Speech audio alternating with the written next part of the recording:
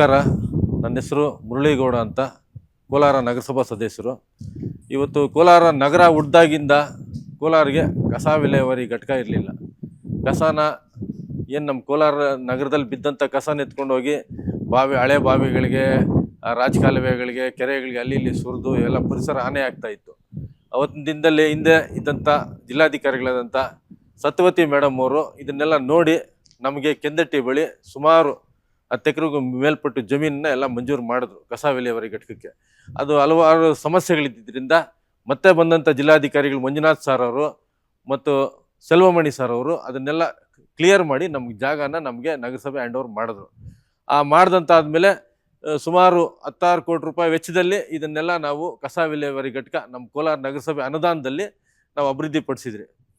ಇವತ್ತೇನು ನಾವು ಕಸ ವಿಲೇವಾರಿ ಘಟಕ ಅಭಿವೃದ್ಧಿ ಪಡಿಸಿದ್ದೀರಿ, ಈ ಕಸ ವಿಲೇವಾರಿ ಘಟಕಕ್ಕೆ ಇವತ್ತೇನು ನಮ್ಮ ಕೋಲಾರದಲ್ಲಿ ಏನು ಕೋಲಾರ ನಗರಸಭೆ ವ್ಯಾಪ್ತಿಯಲ್ಲಿ ಏನು ನಾಗರಿಕ ಬಂಧುಗಳು ಇವತ್ತೇನು ಕಸನ ವಿಂಗಡಣೆ ಮಾಡಿ ಕೆಲವು ಬಡಾವಣೆಗಳಲ್ಲಿ ಕೆಲವು ಭಾಗಗಳಲ್ಲಿ ಕೊಡ್ತಾರೋ ಆ ಕಸನು ನೂತನವಾಗಿ ಪ್ರಾರಂಭವಾಗಿರುವ ಶ್ರೀವೇಣು ಟಿವಿಎಸ್ ಶೋರೂಮ್ನಲ್ಲಿ ಟಿವಿಎಸ್ ಕಂಪನಿಯ ಎಲ್ಲಾ ರೀತಿಯ ಪೆಟ್ರೋಲ್ ಮತ್ತು ವಿದ್ಯುತ್ ಚಾಲಿತ ಬೈಕ್ಗಳಿಗಾಗಿ ಎಂದೇ ಭೇಟಿ ನೀಡಿ. ವಿಳಾಸ ಬೈಪಾಸ್ ರಸ್ತೆ, ಮಾರುತಿ ನೆಕ್ಸಾ ಕಾರ್ ಶೋರೂಮ್ ಪಕ್ಕ, ಕೋಲಾರ. ಹೆಚ್ಚಿನ ಮಾಹಿತಿಗಾಗಿ ಸಂಪರ್ಕಿಸಿ 9986333899 ಅಥವಾ 9986933299. ಇಲ್ಲಿಗೆ ತರಬೇಕು. ಜೊತೆಗೆ ಏನು ಕೆಲವು ಸಾರ್ವಜನಿಕರು ಎತ್ಕೊಂಡು ಹೋಗಿ ಬೀದಿಯಲ್ಲಿ ಅಲ್ಲಿ ಇಲ್ಲಿ ಕಸ ಬಿಸಾಕಿರ್ತಾರೋ, ಕೆಲವು ಏನು ಹೋಟೆಲ್ಸು ಅವರು ಇವರೆಲ್ಲ ಆ ಕಸನ ಕೂಡ ಇಲ್ಲಿಗೆ ತಂದು ಕಸನ ಸೆಗ್ರಿಗೇಷನ್, ಕಸನ ವಿಂಗಡಣೆ ಮಾಡಿ ಇವತ್ತೇನು ಆ ನಗರದಿಂದ ಬರುವಂಥ ಕಸ ಸುಮಾರು 65-70 ಟನ್ನಿಗೆ ಮೇಲ್ಪಟ್ಟು ಕಸ ಇಲ್ಲಿಗೆ ಬರಬೇಕು. ಬಂದಾಗ ಅದನ್ನೆಲ್ಲ ಇಲ್ಲಿ ಸೆಗ್ರಿಗೇಷನ್ ಮಾಡಿ ಅದನ್ನು ಒಣ ಕಸ, ಹಸಿ ಕಸ, ಗೊಬ್ಬರ ಇವೆಲ್ಲ ಮಾಡೋದಕ್ಕೆ ಇದೆಲ್ಲ ಈ ಸಿಸ್ಟಮ್ ಅಳವಡಿಸಿರೋದು. ಆದರೆ ಈ ಕೆಲಸಕ್ಕೆ ಕೋಲಾರ ನಗರಸಭೆಯಿಂದ ಔಟ್ಸೋರ್ಸಲ್ಲಿ 15 ಜನ ನಮ್ಮ ಕಾರ್ಮಿಕರನ್ನ ತಗೊಂಡಿದ್ದಾರೆ. ಆದರೆ ಇವತ್ತು ಏನಾಗಿದೆ, ಈಗ ಏನು ಕಸ ವಿಲೇವಾರಿ ಘಟಕ ಪರಿಸ್ಥಿತಿ ಅಂದರೆ ಇವತ್ತು 15 ಜನದಲ್ಲಿ 5 ಜನ ಕೂಡ ಇಲ್ಲಿ ಕೆಲಸ ಮಾಡ್ತಾ ಇಲ್ಲ. ಇನ್ನು 15 ಜನಕ್ಕೆ ಅಟೆಂಡೆನ್ಸ್ ಆಗ್ತಾ ಇದೆ, ಸಂಬಳ ಆಗ್ತಾ ಇದೆ, ಬರೀ 5 ಜನ ಇಲ್ಲಿ ಕೆಲಸ ಮಾಡ್ತಾ ಇದ್ದಾರೆ. ಅದು ಅವರು 5 ಜನ ಏನು ಕೆಲಸ ಮಾಡ್ತಾ ಇದ್ದಾರೆ ಗೊತ್ತಿಲ್ಲ. ಒಬ್ಬ ವಾಚ್ಮ್ಯಾನ್ ಕೂಡ ಇಲ್ಲಿರಲ್ಲ. ಜೊತೆಗೆ ಇವತ್ತೇನು ಈ ಯಂತ್ರ ಏನು ಅಳವಡಿಸಿದಾರೋ ಇದು ಈ 80 TTP ಯಂತ್ರ ಅಂತ, ಇದು ಒಂದು ದಿವಸಕ್ಕೆ 80 ಟನ್ ಕಸನ ವಿಂಗಡಣೆ ಮಾಡಬೇಕು, ಅಷ್ಟು ಕೆಪಾಸಿಟಿ ಇರುವಂಥ ಯಂತ್ರ. ಆದರೆ ಈ ಯಂತ್ರ ಅಳವಡಿಸಿರೋದು ಯಾರೋ ಒಬ್ಬ ರೇ ಅಂತ ಗುತ್ತಿಗೆದಾರರು ಈ ಕಳಪೆ ಅವೈಜ್ಞಾನಿಕವಾಗಿರುವಂಥ ನಾನ್ ಟೆಕ್ನಿಕಲ್ ಏನು ಯಂತ್ರಗಳನ್ನ ಅಳವಡಿಸಿ ಇದು ಯಾವುದು ಸರಿಯಾದ ರೀತಿಯಲ್ಲಿ ಕೆಲಸ ಮಾಡ್ತಾ ಇಲ್ಲ, ಅಷ್ಟು ಸಾಮರ್ಥ್ಯ ಕೆಲಸ ಮಾಡ್ತಾ ಇಲ್ಲ, ಎಲ್ಲ ಕಳಪೆ ಯಂತ್ರ ಆಗಿರೋದ್ರಿಂದ ಇದು ಸುಮಾರು ದಿವಸಕ್ಕೆ 1 ಅವರ್ ಕೂಡ ಇವರು ಯಂತ್ರಗಳನ್ನ ಯೂಸ್ ಮಾಡ್ತಾ ಇದ್ದಾರೆ ಇಲ್ಲ ಗೊತ್ತಿಲ್ಲ. ಯೂಸ್ ಮಾಡಿದರೆ ಇದು ಸರಿಯಾಗಿ ಯೂಸೇ ಆಗ್ತಾ ಇಲ್ಲ, ಸರಿಯಾದ ರೀತಿಯಲ್ಲಿ ಕಸನ ವಿಂಗಡಣೆ ಮಾಡ್ತಾ ಇಲ್ಲ. ಜೊತೆ ಈ ಯಂತ್ರನ ಉಪಯೋಗಿಸೋದಕ್ಕೆ ಹೋಗಿ ಒಬ್ಬ ರಮೇಶ್ ಅಂತ ನಮ್ಮ ಪೌರ ಕಾರ್ಮಿಕರಿಗೆ ಇದು ಪಾಪ ಅವ್ನ ಕೈಗೆ ಗಾಯ ಆಗಿ ಪಾಪ ಹ್ಯಾಂಡಿಕ್ಯಾಪ್ಟ್ ಆಗಿದ್ದಾನೆ.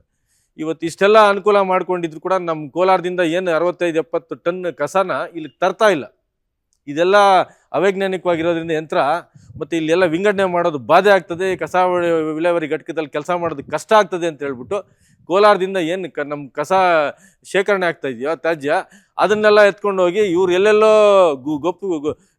ಗುಟ್ಟಾಗಿ ಎತ್ಕೊಂಡು ಹೋಗಿ ಅಲ್ಲಿ ಇಲ್ಲಿ ಬಾವಿಗಳಿಗೆ, ಅಲ್ಲಿ ಇಲ್ಲಿ ಕೆರೆಗಳಿಗೆ, ಅಲ್ಲಿ ಇಲ್ಲಿ ಕೆಲವು ಪ್ರದೇಶಗಳಿಗೆ ತಳ್ಳಿ ನಮ್ಮ ಇಡೀ ಪರಿಸರನ ಹಾಳು ಮಾಡ್ತಾ ಇದ್ದಾರೆ ಹೊರತು ಕಸನ ಇಲ್ಲಿಗೆ ತರ್ತಾ ಇಲ್ಲ. ದಿವಸಕ್ಕೆ 60-70 ಟನ್ ಕಸ ಇಲ್ಲಿ ಬರಬೇಕು, ಇಲ್ಲಿ ಕಸ ವಿಂಗಡಣೆ ಮಾಡಬೇಕು. ಇಲ್ಲೆಲ್ಲ ಮಾಡಿದ್ರೇ ಇವತ್ತು ನಮ್ಮ ನಗರಲ್ಲಿರೋ ಕಸನೂ ಫಾಸ್ಟಾಗಿ ಇಲ್ಲಿಗೆ ಶಿಫ್ಟ್ ಆಗೋದಕ್ಕೆ ಸಾಧ್ಯ ಆಗ್ತದೆ, ನಗರನೂ ಕ್ಲೀನ್ ಆಗೋದಕ್ಕೆ ಸಾಧ್ಯ ಆಗ್ತದೆ. ಇಲ್ಲಾಗಿದ್ದು ಕಸ ವಿಂಗಡಣೆ ಆಗಿದ್ದು ಪ್ಲಾಸ್ಟಿಕ್ನ ಮತ್ತು ಇತರೆ ಈ ಗೊಬ್ಬರನ ಇದನ್ನೆಲ್ಲ ನಾವು ಮತ್ತೆ ರೈತರಿಗೆ ಸೇಲ್ ಮಾಡ್ಬೋದು. ಪ್ಲಾಸ್ಟಿಕ್ಕನ್ನು ರೀಸೈಕ್ಲಿಂಗ್ ಮಾಡಿ ಅವರು ತೊಗೊತಾರೆ. ಹಿಂಗೆಲ್ಲ ಮಾಡಿಕೊಂಡ್ರೆ ನಮಗೆ ಆದಾಯನೂ ಬರ್ತದೆ. ಈ ಘಟಕ ಮಾಡಿದ್ದಕ್ಕೂ ಒಂದು ಸಾರ್ಥಕ ಆಗುತ್ತೆ, ಘಟಕನೂ ಉಪಯೋಗ ಆದಂಗೆ ಆಗುತ್ತೆ. ಆ ಕೆಲಸ ಆಗ್ತಾ ಇಲ್ಲ. ಇದನ್ನು ನಾವು ಸುಮಾರು ಹಲವಾರು ಬಾರಿ ದೂರು ಕೊಟ್ಟರು, ಏನು ಪ್ರಯೋಜನ ಆಗ್ತಾ ಇಲ್ಲ. ಇಷ್ಟೆಲ್ಲ ಕೋಟ್ಯಾಂತರ ರೂಪಾಯಿ ಖರ್ಚು ಮಾಡಿ ಈ ಘಟಕನ ಸರಿಯಾದ ರೀತಿಯಲ್ಲಿ ನಡೆಸ್ಕೊಂಡು ಹೋಗ್ತಾ ಇದ್ರೆ ಇದು ನಮಗೆ ನಗರಕ್ಕೂ ತೊಂದರೆ ಆಗ್ತದೆ, ಮುಂದೆ ಪರಿಸರಕ್ಕೂ ತೊಂದರೆ ಆಗ್ತದೆ. ಸರ್, ಏನು ಈ ಕಸ ವಿಲೇವಾರಿ ಘಟಕ ನಿರ್ಮಾಣ ಮಾಡಿದ್ದಾರೆ, ಇದೇನೆಂದರೆ ಹಂತವಾಗಿ ಏನು ನಮಗೆ SFC ಮತ್ತು 15th ಫೈನಾನ್ಸು ಬೇರೆ ಅನುದಾನಗಳು ಬರ್ತದೋ ಆ ಅನುದಾನಗಳಲ್ಲಿ ನಮ್ಮ ಕೌನ್ಸಿಲು ಹಂತವಾಗಿ ಇಷ್ಟಿಷ್ಟು ಅಂತ ದುಡ್ಡು ಒಂದೊಂದು ವರ್ಷಕ್ಕೆ ಇಷ್ಟಿಷ್ಟು ಅಂತ ಹಾಕಿದ್ರಿ. ಸುಮಾರು ನಾವು 4-5 ವರ್ಷದಿಂದ ಹಾಕಿರೋ ದುಡ್ಡಲ್ಲಿ ಇದೆಲ್ಲ ಅಭಿವೃದ್ಧಿ ಆಗಿರೋದು.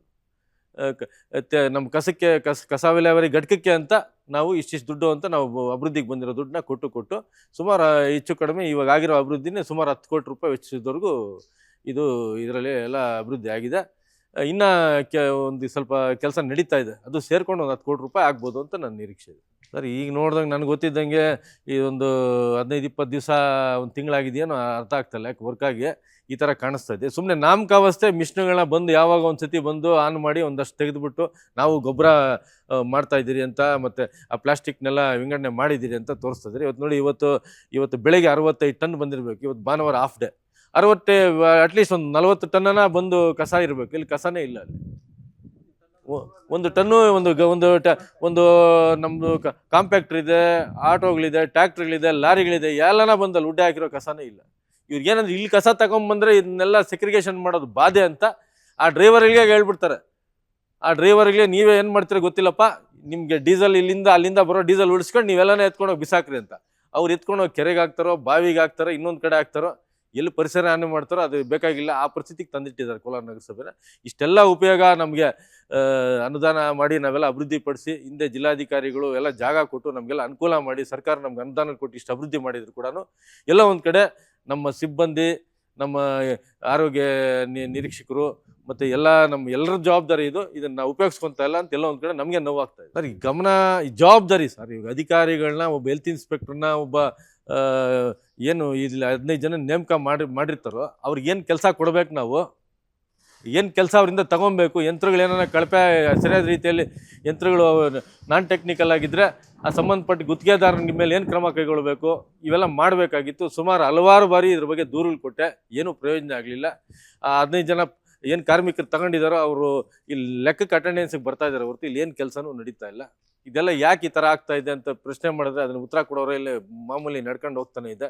ನಾವು ಈ ಸುಮಾರು 10 ಕಿಲೋಮೀಟ್ರ್ ಮೇಲ್ಪಟ್ಟು ದೂರ ಇದೆ. ನಾವು ಯಾವಾಗಾನ ಬಿಡುವಾದಾಗ ಬಂದು ನೋಡ್ಕೊಂಡು ಹೋಗ್ತೀರಿ. ಎಷ್ಟು ನೋಡ್ಕೊಂಡು ಹೋಗಿ ನಾವು ಕಂಪ್ಲೇಂಟ್ ಮಾಡಿದ್ರು ಕೂಡ ಇದು ಎಲ್ಲೋ ಒಂದು ಕಡೆ ಪ್ರಯೋಜನ ಇಲ್ದಂಗೆ ಆಗಿದೆ.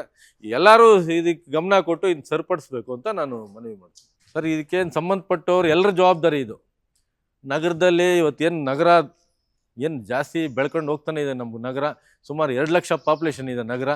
ಮನೆಗಳು, ಬಡಾವಣೆಗಳು, ಹೊಸ ಬಡಾವಣೆಗಳು ಜಾಸ್ತಿ ಆಗ್ತಿರೋದ್ರಿಂದ ಇದೊಂದು ನಗರದ ತ್ಯಾಜ್ಯ ಏನು ಕಸ ಸಮಸ್ಯೆನ ನಾವು ಪರ್ಮನೆಂಟಾಗಿ ಇದನ್ನು ಪರಿಹಾರ ಮಾಡ್ಕೊಬೇಕಾದ್ರೆ ಕಸ ವಿಲೇವಾರಿ ಘಟಕನ ನಾವು ಕರೆಕ್ಟಾಗಿ ಮೇಂಟೈನ್ ಮಾಡಬೇಕು. ಇದು ಎಲ್ಲರ ಜವಾಬ್ದಾರಿ.